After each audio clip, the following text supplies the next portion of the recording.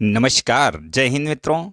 Budget 2023 में income tax में कुछ रियायतें दी गई हैं और यह रियायत केवल न्यू टैक्स स्लैब में देखने को मिलता है।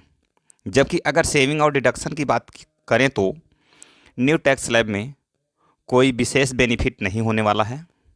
आज के इस वीडियो में आप लोगों को इनकम टैक्स से रिलेटेड बहुत ही महत्वपूर्ण जानकारी मिलने वाली है और ये वीडियो काफ़ी वैल्यूएट होने वाली है।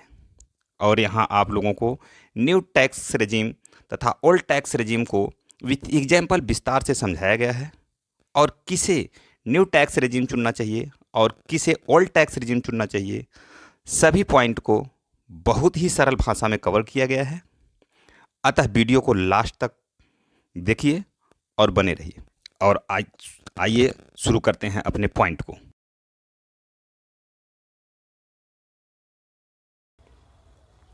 यहाँ मित्रों प्रश्न ये रहा कि ओल्ड टैक्स रेजिम में क्या क्या स्लैब रहा है, इनकम टैक्स का स्लैब। अब यहाँ रहा देखो जीरो से 2.5 लाख पर 0%। ये ओल्ड स्लैब की मैं बात कर रहा हूँ। ओल्ड स्लैब की बात क्या है कि अगर आपकी इनकम 0 से 2.5 लाख है तो 0% है। 2.5 लाख से 5 लाख 0%। कब? जब if taxable income less than 5 lakh, अगर आपकी टैक्सेबल इनकम जो है 5 लाख से कम है। अब यहाँ देखिए अगला पॉइंट क्या है, ओल्ड टैक्स रेजिम में ही है ये। 2.5 लाख से 5 लाख, देखिए ये दोनों स्लैब सेम हैं, दोनों कैटेगरी सेम है, बट यहाँ कंडीशन क्या है कि आप 5% के टैक्स स्लैब में आ जाएंगे इफ़ यदि आपका टैक्सेबल इनकम 5 लाख से अधिक है। और 5 लाख से अधिक पर, 5 लाख से 10 लाख पर 20% और 10 लाख से अधिक पर 30%। इस तरह से ये ओल्ड टैक्स स्लैब काम करता है। अब हम करते हैं न्यू टैक्स स्लैब की बात।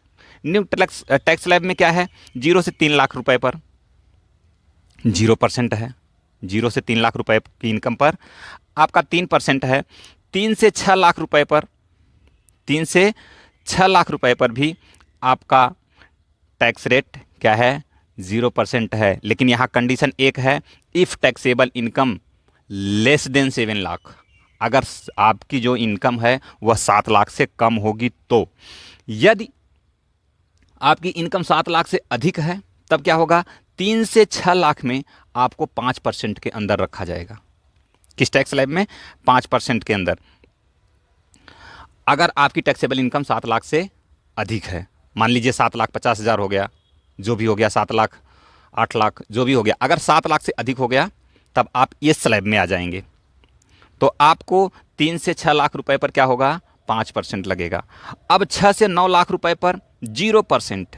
6 से 9 लाख रुपए पर 0% कब? जब आपकी टैक्सेबल इनकम 7 लाख से कम होगी।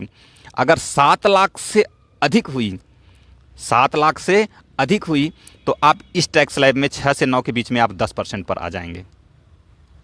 ये न्यू टैक्स स्लैब की बात है। और 9 से 12% पर आप, 9 से 12 लाख पर 15% और 12 से 15 लाख पर 20% और 15 लाख से अधिक की इनकम पर आपको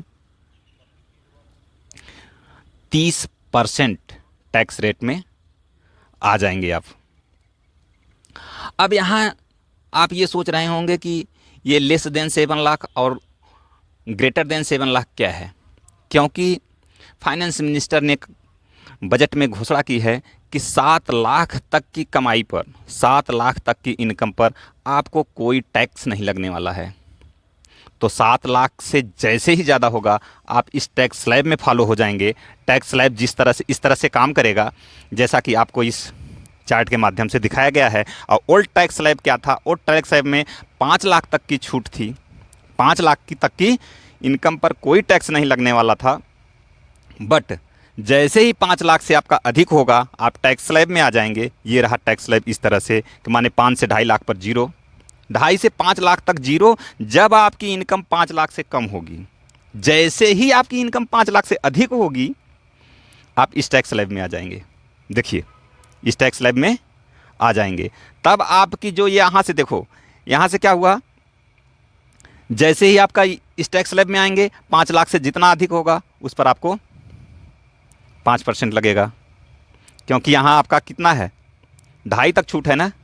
तब इस पर आपका 2.5 से 5 लाख पर कितना लगेगा 5%, अर्थात इसमें से आप देखिए, इसमें से क्या होगा, आप 5 में से 2.5 को घटा देंगे तो आपके पास बचेगा कितना, यहाँ थोड़ा सा कैलकुलेशन करके दिखाते हैं। आपके पास बचेगा 2.5 लाख रुपया, उस पर 5% लग जाएगा, 25 पंचे 125, कहने का मतलब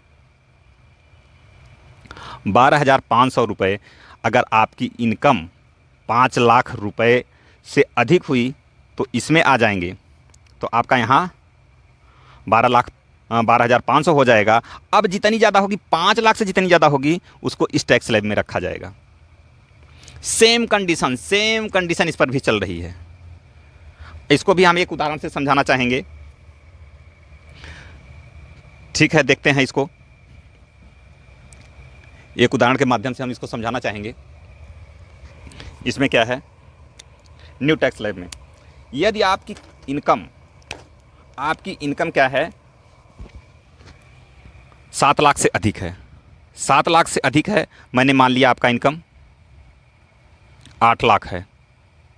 कितनी है 8 लाख है।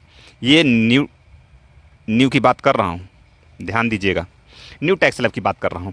आपकी इनकम कितनी है 8 लाख है। तो यहाँ कहा क्या गया है 3 से 0 पर 0%, 0 से 3 लाख पर 0%।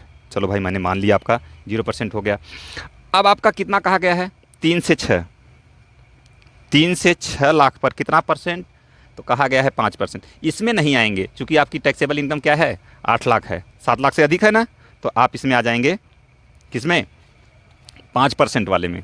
अगर आप 5% में आ जाएंगे, ध्यान दीजिएगा इस बात को, अगर आप 5% में आ जाएंगे तो कितना हो रहा है, यहाँ घटा दीजिए 3, तो यहाँ बच रहा है आपका 3 लाख।